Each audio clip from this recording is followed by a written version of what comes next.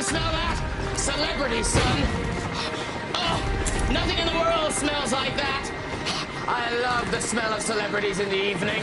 Let's start the show!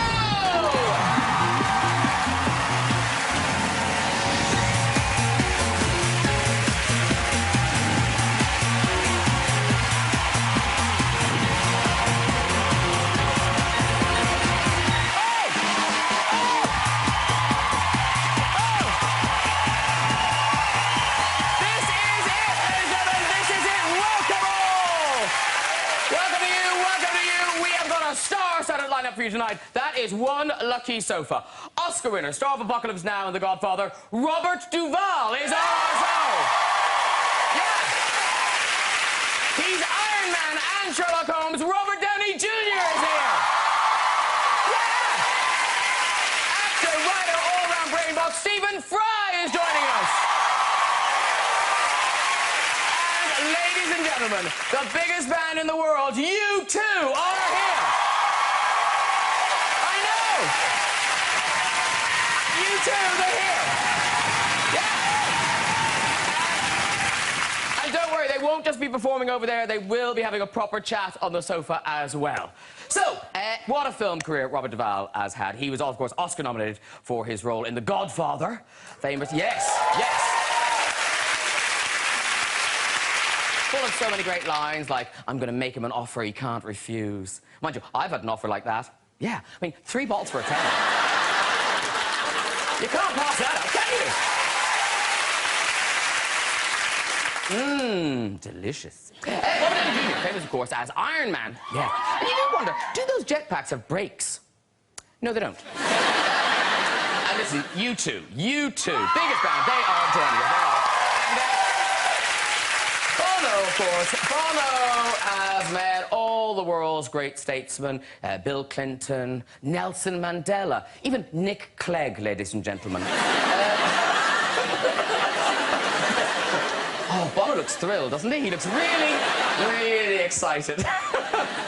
You two are so famous, they've even had a street named after them. Yeah, they have. U2 Way. A few other acts have also had that honour. There was one named after one of the Beatles. Yeah. And even Justin Bieber's had a road named after him. So, let's get some guests on! Later there is stand-up music with my YouTube, but first, here really is my interview ticket, Mr. Stephen Fry! Hello, sir! Happy to see you. Can you go down? He's an acting marvelous Robert Downey Jr. Hello, sir. You're very, very welcome. Have a seat, Jim. And I'm going to Apocalypse Now. It's Robert Duvall!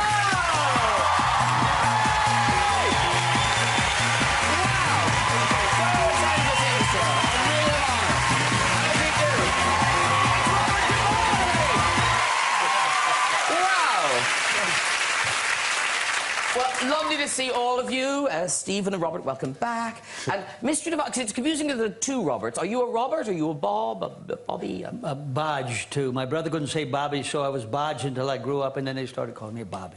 Bobby. So I have a lot of nicknames in my family. And I hate to start with an apology, but sorry for doing the Apocalypse Now thing, because do people come up to you about that all the time? All the time, all the time. I do it a little better than you do. Yes, it does. Yes, you should. No, you did good, you did good. You did good. Do people say it to you, or do they want you to say it to them? Well, they come up as if they're the only one in the world that knows it, and I'm the only one that knows it. That kind of thing, you know. Because Robert Downey Jr., that's your name, I'll use it. Or Bodge. Because of the kind of the iconic roles you had, what are the things that people want you to say? Let me think. I don't know, like, sure, we'll take a selfie. And Stephen, do you get things? It's usually bad. It's quite easy to remember. I think I always, maybe this is when I first knew I was gay, was I thought the line was, I love the smell of lip balm in the morning. I think it works better. It would have been a nicer outcome, let's be honest. It's more universal. Yeah, it is, isn't it? And obviously, Robert and Bobby, you're here to talk about The Judge, the movie you're in together. Right. But in fact, both of you have worked with Stephen Clearly, you guys are Yes. Sherlock. Yeah. In Sherlock. What do we do together? Cast your mind back to a civil action. Do you remember it? Right, yeah. You cross-examined me in court. That was John Lithgow was the judge. That was a pretty big movie. This is a bigger one. I mean, Oh, yes. Oh, the judge is so way better. Yeah. no, not better, bigger.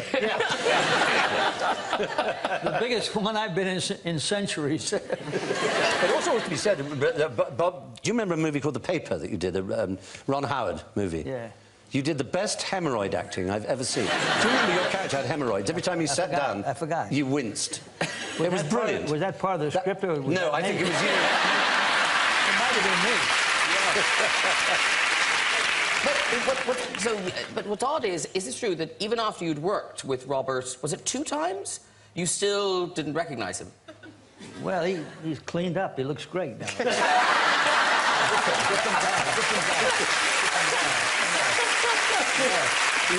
He didn't have the handcuffs. Same colour, though. Yes. Jumpsuit orange. That's really No, tacky. let the games begin. I got some back talk, too. No position. I'm in no position. I'm sorry. Now, listen, the judge, Robert Downey Jr., Robert Duvall, and it's out tonight, ladies and gentlemen. Oh, all across the boy. country. Yes. What are you doing here? They weren't to know, we're telling them. All right, There'll be a late showing. There'll be a late showing. Now, the reviews in the States have been amazing, so congratulations for that. And you are both brilliant in it. And audiences have really kind of connected with this story. Yeah, people are... it's just kind of about all of us and where you're from and strained relationships and making amends, but it's a very entertaining look at it, so it's not like one of those bummers where you kind of go, why did I just spend money to go be depressed? It's uplifting. Terrific writer, a very smart script, that guy. So you play the father, the judge. Yeah, I'm not the son, right? No, well... Well, no, that's the interesting thing. It's like True West. We switch roles. We'll be bringing it to stage and switching roles every 2 weeks. No, you're the father who's the judge, and then you come back to town. Yes, and I'm a lawyer. This is where we just tell them some of the story. Well, as it happens, Mom passes away. I don't want to go home because I don't want to deal with him. And I don't particularly want to deal with him either. That's right. Yeah. So it's that kind of party. And then something happens where I wind up having to stay in town to defend him, but he doesn't want me to defend him, but the guy he hires really shouldn't be defending him. So he, by default, allows me to. And it's about this journey. It's fantastic. I can't believe you haven't upped and left to go watch it. And double congratulations, of course. This film is the first production from Team Downey. Yeah. Yep. And Mrs. would be here. Great team. She's fantastic. She co-produced the Sherlock Holmes movie, though, didn't she? Yeah, she sends her regards. And having another baby. Yeah, another one. So another Team Downey production. Yes. And when is this? That one I had much less to do with than the movie. I was only involved for about 7 minutes. Oh, okay. I think you had some involvement, though. Right. Thank you. Not bad, huh? She'll bring it in on time and under budget. Could you, just as a favour, because I know that some stars like to give unusual names, could you call him or her Uppy? Uppy Downey? It'd be so sweet. Wouldn't that be nice? No? Okay. No. But you know it's a girl already, don't you? We do. Yeah. You've had a preview. Yes. Amazing technology these days. Yeah, we do. But when is it? So is it happening any second now? November 11th. Oh, wow. Now, here's the thing. Yeah. Because as Stephen says, your wife has been a producer on movies you've been in before. Yeah. But why was she particularly strict with you on this film? She just, I don't know, she didn't want me to mess up a good time for her or something, I don't know. What do you normally do? What was she trying to stop you doing? She said, I don't want you to, well, Mr. Fry would know from our Sherlock experiences. I usually don't like to shoot anything that's written down as the script. I have a strange condition. I'm allergic to paper. If you write something down and say, this is what we're shooting today, I don't want to do it. But like Bobby was saying, the script was actually really good. And she said, please don't get all creative and try to rewrite every scene. And she goes, I will knock you out in front of 75 people. All right, listen, we're going to watch a clip. This is you, Bobby, and your 3 sons in a car discussing the trial that you're involved in. Stop the car. Speaking Korean, stop the goddamn car. I need my walk. Leaving the scene, blood evidence, motive. Biggest mistake of your career and you just happen to run him over? I could convict you over coffee. But no, routines are important. Close the door, go. If the blood matches, and I've no reason to doubt it does, then I must have clipped him. I don't remember any of that. I don't remember what happened. Defense doesn't fly with a corpse. We need to establish a firm defense. We got to get the charges dropped and make it all go away at the preliminary hearing. We never go to trial. There's no we here, Henry. This was an accident, period. Any decent lawyer can argue this easily. And by decent, I mean honest. Someone from here, someone with integrity that an Indiana judge will respect. I retained one of that breed this morning. Right? I wish I liked you more.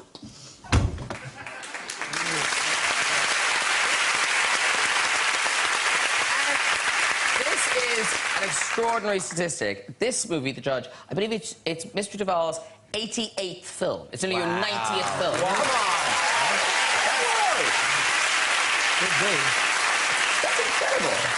This is better than a lot of them, I can tell you. But there's no hint of slowing down, there's no taking a break in your life? No, eventually there will be, but there'll be a big break eventually. Not now, not now. Let's not dwell on that. And going back to when you were, a struggling actor, you lived with people Still like... struggling. people like Dustin Hoffman and Gene Hackman. You were all kind of young actors together. Yes. And that apartment sounds like it was quite wild. It was, yeah, it was me, Dusty, my brother, 2 or 3 other actors. Gene Hackman lived downtown with his wife. We had some great parties. Terrific times. And the stories over the years always seem to be about Dustin Hoffman, how he brought just hundreds of women back to this apartment. He wrote, well, a few, I don't know about hundreds, you know. quite a few, yeah. But recently, because I think maybe he was tired of being accused, but he told a story about you. I don't know if it's true. Do you know the story about the shower? What yeah, well, it could be, yeah. No, I came down, I'll tell you one on him. I came downstairs. That's right. He had a young girl on the table nude, and he had told her he was a painter, and he was painting this. Crazy. Kids, try that tomorrow. Justin, I'm not name-dropping because you're all talking about him, but Justin Hoffman told me that Gene Hackman eventually kicked him out because Gene Hackman said, I'm never going to get laid so long as you're in the same apartment, so you've got to go. You should see some of the ones he got laid with, Dusty.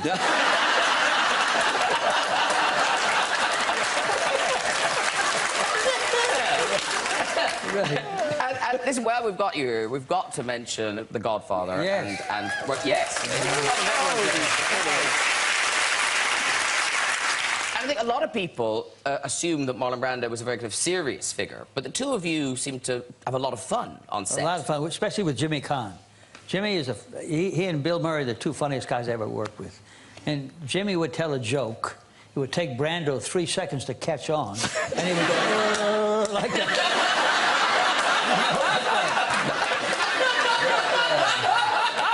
Jimmy's great,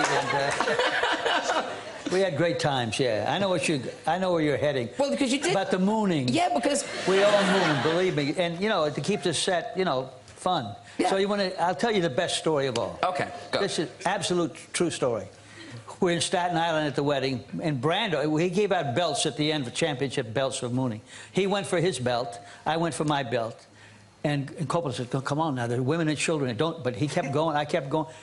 We mooned each other, mooned everybody. Some woman turned to me and said, Mr. Duvall, you're fine. But she turned to her friend and said, but did you catch the balls on that Brando? She said, true story.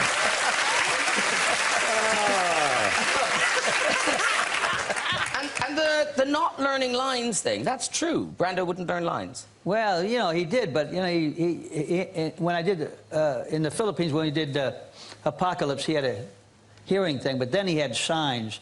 He'd lean back in his chair and read the signs on the chair. And we took the words away, put a wedding invitation there. So he had to say cut, and we started again. Somebody took this picture, and this is you. Is that Marlon Brando's speech on your stomach? He's reading the lines. Yeah, exactly. And like when Lenny Montana, the big guy, said, "Oh, may you have a beautiful son and a wonderful son." He put a son, said, "F you."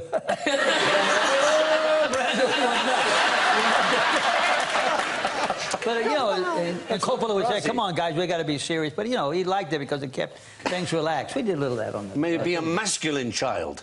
Yes. That's the line, isn't it? Is it true that you know all the lines? Just about every line. From I Believe in America, I Love America, yeah. And you're not a wartime conciliary, Tom. Yeah. You're out, Tom. He's still alive. We hit him with 6 shots. And he's still alive. Well, it's bad luck for you and it's bad luck for Sonny if you don't make that deal tonight. Sorry. I know.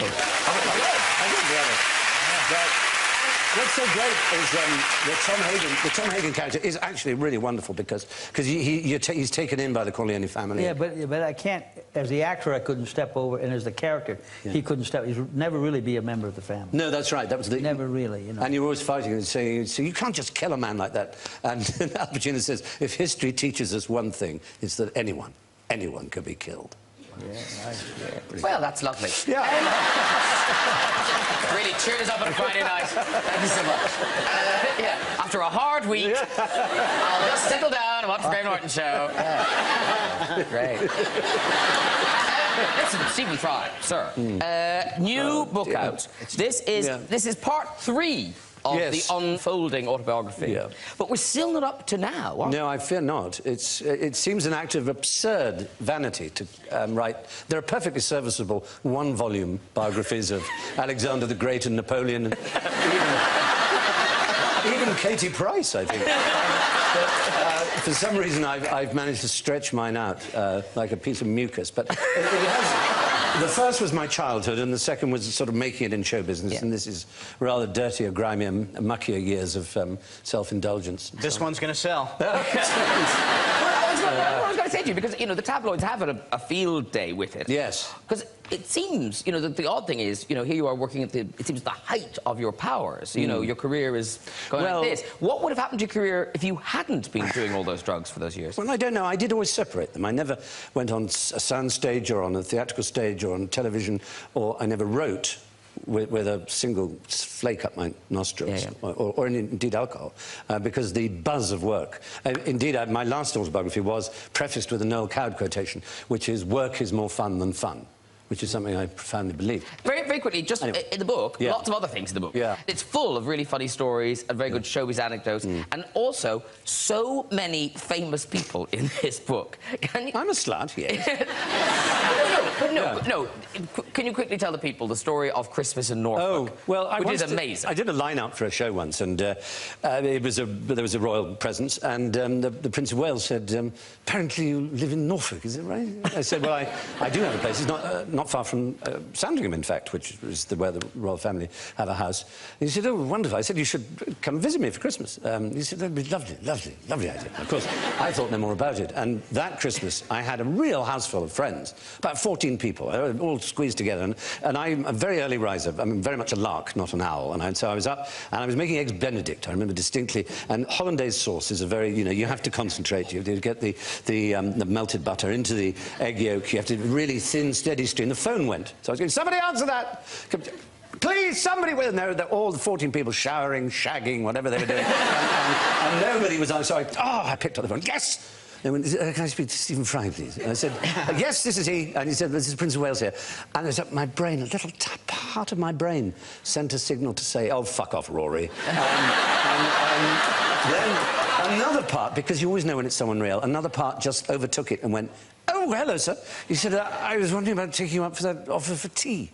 I said, well, that would be wonderful. When would you like? When's convenient for you? He said, well, what about New Year's Day?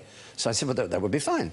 So I kind of put the phone down and thought, right. So I went into the hall and I shouted, a bit like Rick in The Young Ones, house meeting! and everybody sort of appeared at the top of stairheads, and I said, the Prince of Wales is coming for tea. And then everybody went, oh, my God! And then there was this fantastic sight, which I could have... I mean, I could have photographed, I should have done, of everybody, Hugh Laurie hoovering the carpet. So we're all making tea, all getting ready, the fire's burning, everything's completely ready, and we're all peeping out of the curtains like pathetic children, like that, and all these cars passing, and then eventually, 2 cars, crunch, everybody's disappeared except me. So the doorbell goes, and I think, I must play it cool. Otherwise he'll think I'm really uncool. And so I count to 15 and the bell goes again and I open it and he goes, oh, hello, I hope you don't mind, I brought my wife. And there's Princess Diana comes out of the shadows and he goes, hello, Stephen. And I go, hello. And everybody comes down. And we have this tea party, and it's fantastic. And she's wearing cowboy boots, which suits her very well. He's not wearing cow boots, which suits him very well. And it all goes fantastically. Everybody's having a great time. And then they go, and he says, thank you, everybody, says goodbye. And she holds in the doorway, and she says, I'm sorry we're going, but I'm quite glad we're going early, because it's Spitting Image on tonight. And I'm going to watch it in my room. They hate it, of course, but I love it. And that's her. Well, it's a great story, and lots of other great stories in your book, More Fool Me. But speaking of royalty, as we were, we have some very special musical guests tonight. Before they come over and chat with us, they're going to perform their current single, The Miracle of Joey Ramone. Please welcome the biggest band in the world, U2!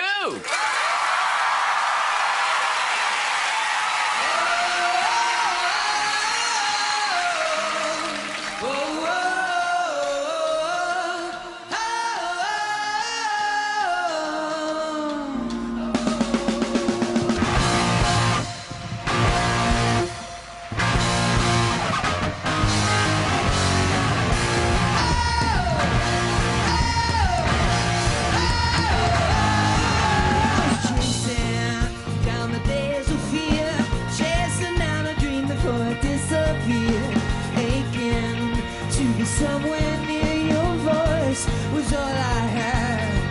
I was shaking from a stormy me, haunted by the specters that we had to see. Yeah, I wanted to be the melody of the noise of the hurt. I was young, not done, just wishing to be blinded by you, brand new, and we were pilgrims on our way.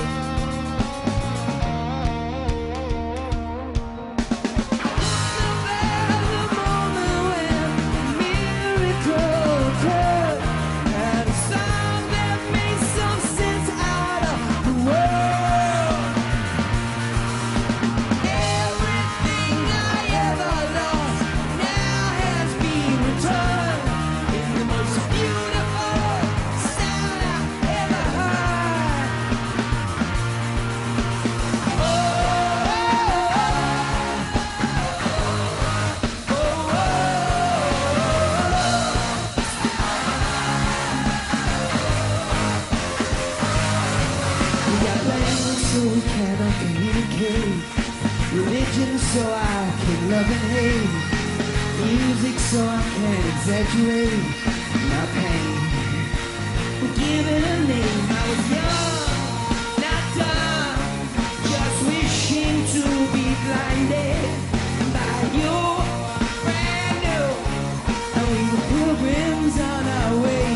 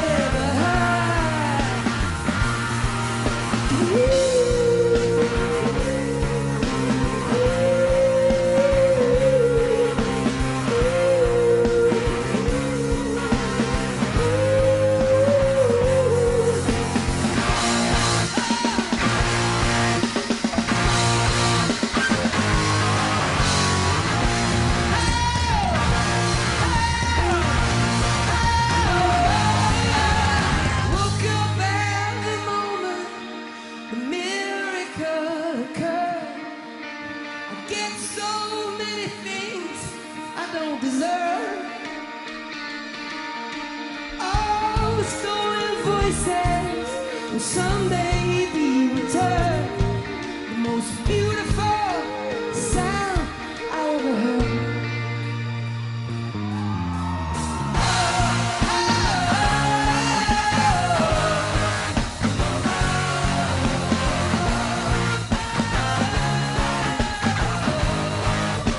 Voices will be heard.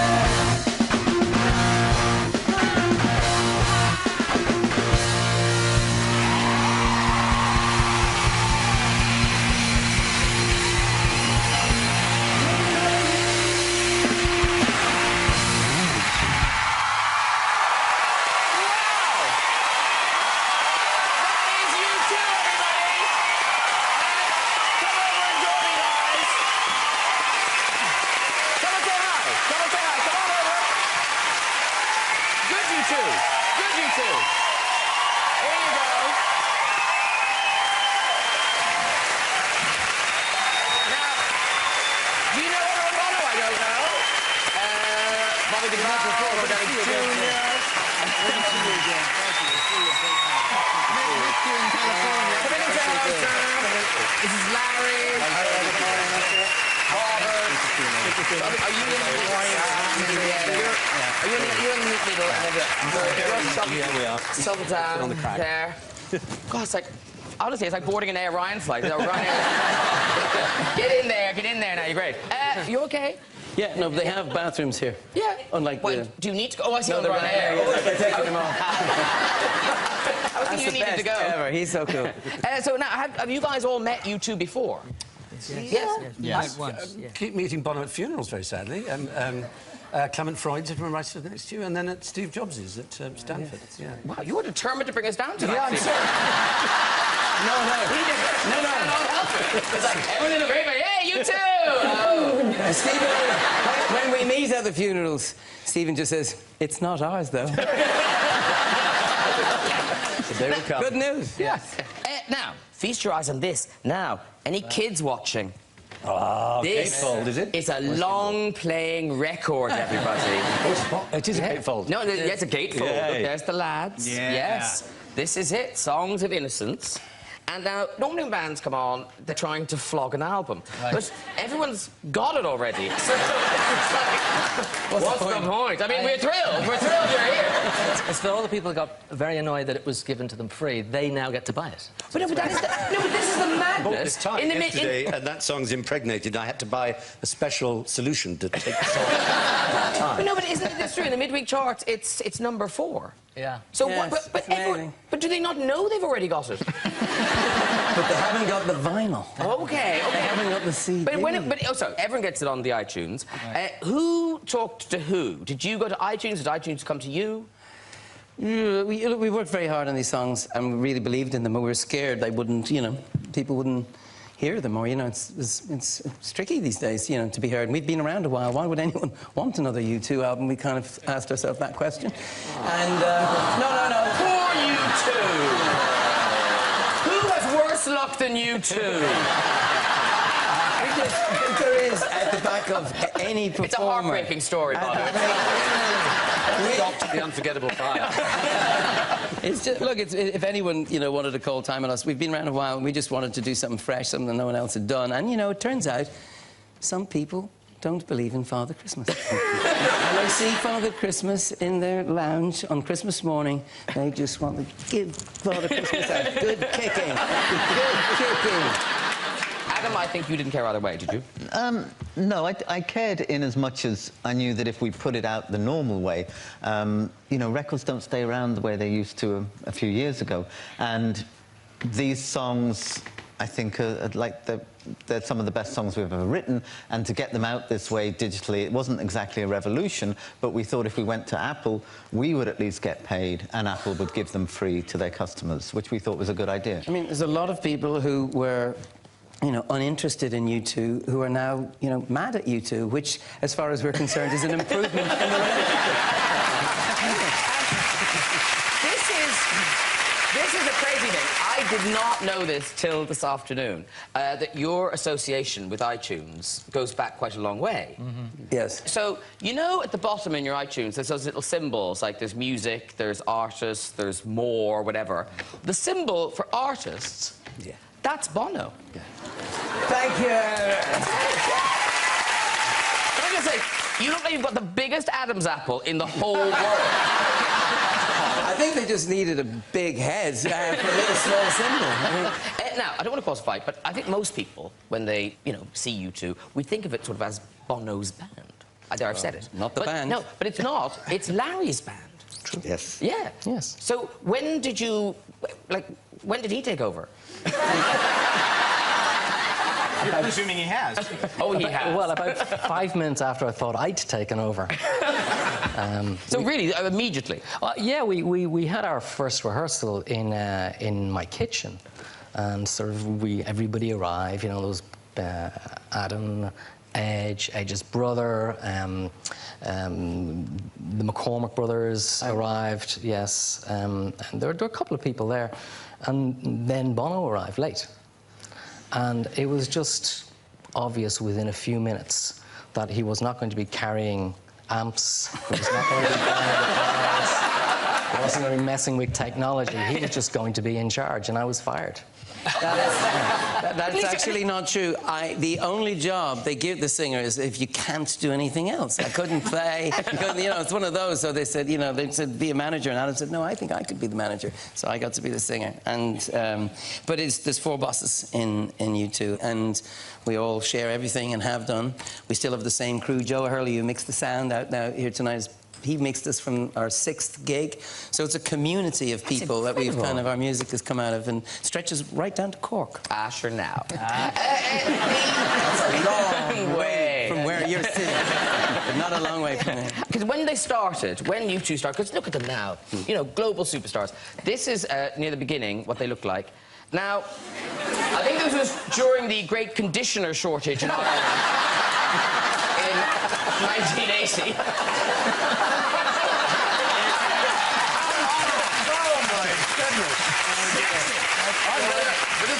There's a better one. So, like, some of the publicity shots, the early publicity shots, I mean, it really does not suggest that success is in your future. Check this out. Like, how did they become successful? Oh, my goodness. What were you thinking? I want you to know, I am not just a sex object. I am a human person. I have feelings. I will not be treated like this. I love the rest of you. The rest is so bored. And daytime telly on in the background. Yeah. That's what daytime telly used to be, ladies and gentlemen. Yeah. And the glasses and the hat, they weren't at the beginning. They came along as time went on. As time, yeah. You know, when you become a professional outfit, you need sort of the accoutrements of... You started going to sunny places. You have money.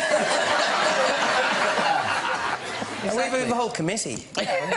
No, but the sunglasses, you didn't wear sunglasses. I mean, when you found them, you were like, I love sunglasses. Do you ever take them off? You know the big I got earlier? You know the one when I did the whole thing, the heartbreak thing? Yeah. Okay. Uh-oh. This is a good place to explain to people. Is something terrible wrong with you? Yes. Is it fatal? A lot of people might make a lot of people happy. No, I have glaucoma for the last 20 years. Okay. Can I say it didn't get a great R, did it? Oh, that's why I put sunglasses. No, but seriously, Graham, you have no idea how this has messed with my life. And, you know, the thing about glaucoma is, you know, I have perfect, like, 20/20 vision, so I would go to do these eye tests, and people say, but I said, I don't really need one, because I've got perfect, I could read the bottom line, and they said, oh, that's one of the signs of a... Well, you wouldn't have it. Have you ever had sort of strange visions and, you know, steam coming into the room and, you know, rings around lights? I went, oh, yeah. And they said, and it's not from anything exotic. I hear you know, there's no... I just think they're cool. I think Bono looks cool in them. Do you just big boxes and boxes and boxes of sunglasses at home? People give you them, as I think you Well, I do know. have a lot of them. Oh, you do? Yes, I have a lot. Because I just thought maybe the other band members would like to try sunglasses. These ones, I think these would look good on Larry. Larry, try those on. I think they match your outfit and everything. These are quite clever, these sunglasses. No, put it down, put it down. Hey! Looking good. Oh my goodness, it's good for you. They've got guitars on them. They've got guitars on them. I think this is a bit Jay Mesner, isn't it? These are quite cool for the edge. Look, they light up. Yes. Yes. And because you're Bono in the band, they get a big dog.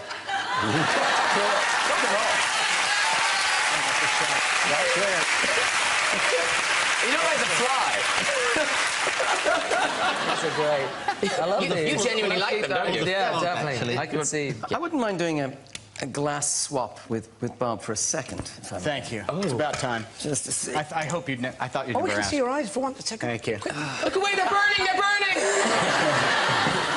God darn it! Nice. Very thoughtful. Cleverer. You do. See, once now you have this information, you're never going to be able to get it out of your head. You're just going to say, there's poor old blind Bono. Would you not help Bono onto the stage? And there you are, after giving him a kicking on Christmas. He gave you the free album and everything. I have good treatment, Lovely. and I'm going to be fine. But just getting back to the album and the experience of putting it together and writing these songs, you know, in the beginning, so you were 4 young lads in Dublin, you were doing pub gigs and, you know, working your way up to that. Now, with the stadiums behind you and all the production in an album like this, when you're writing a song, do you still kind of think back to those core things about, like, would this song work with just, you know, if we were just in the back of a pub? Yeah. On this album, I think we really did go after what you would call the classic songwriting songs. We put aside some of the things that on previous records we'd been playing around with, which is the sonic textures, and we went back to what's a classic song? What's a song that you could imagine other people covering that will be around in 10 years, 20 years, or a song you could do in a pub? See, the great punk rock songs were brilliantly written. The Buzzcocks, you know, I never ever fallen in love with someone you shouldn't have fallen in love with. The Ramones, The Clash's incredible songs, beautiful melodies, clear thoughts, and any great song can be played on an acoustic guitar. And in Ireland, by the way, the only thing that will keep you in a pub at closing time, if the landlord is getting strict, is you better have a great song, and if you want to stay. And so we never did have any on that level. Seriously, I mean, they'd say, where the streets have no name. It just didn't quite work like that. So, but some of these do. But so if I gave you guitars now, could you give us just a taste of another track from the album? Like, the guitars are here. Can somebody bring over? I'm just making this happen. Can somebody bring over some guitar? Don't you want to put somebody in a chair? You want to do the There's no time. There's no time for the chair. So we'll do a song? Yes, we want you to do a song. We want you to do a song. It's been a long time since you've been. I'd need a microphone if you had one. Oh, there's one here. Is that good? Oh, sorry. Oh. That would be my microphone. Are you just pleased to see me? Very pleased to see you. All the songs on the album are first journeys, like first time to London, first time to LA, first time to fall in love, first all these experiences. And the first time you fall in love is sometimes messy. And so this is called Song for Someone.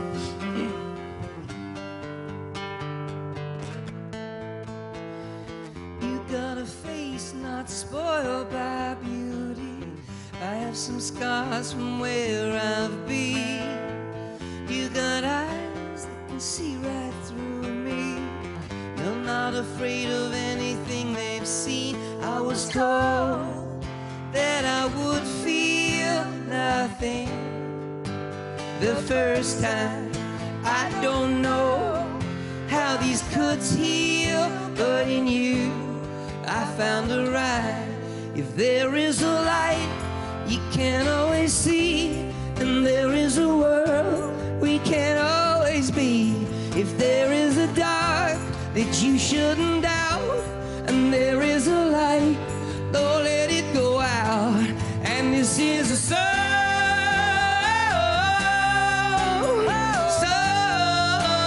for someone. This is a song.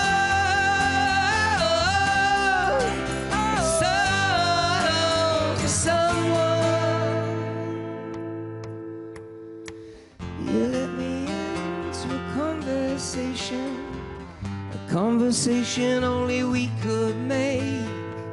You breaking into my imagination. Whatever's in there, it's yours to take.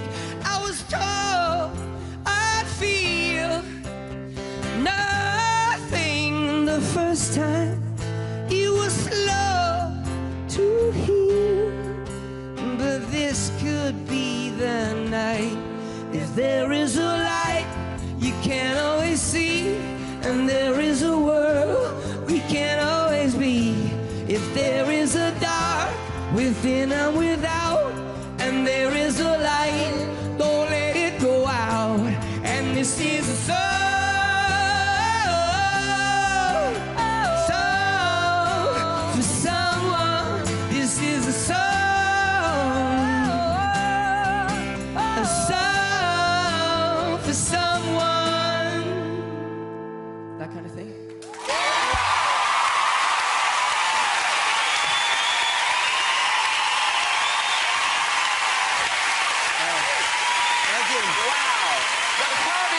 open.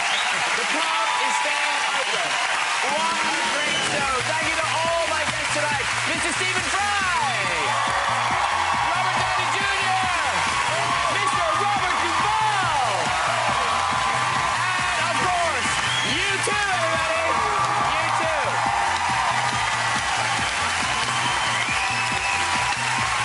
Join me next week with musical guest Maroon 5, actor Timothy Spall, company favourite Miranda Hart, and Sherlock star Benedict Cumberbatch. I'll see you then. Good night, bye-bye.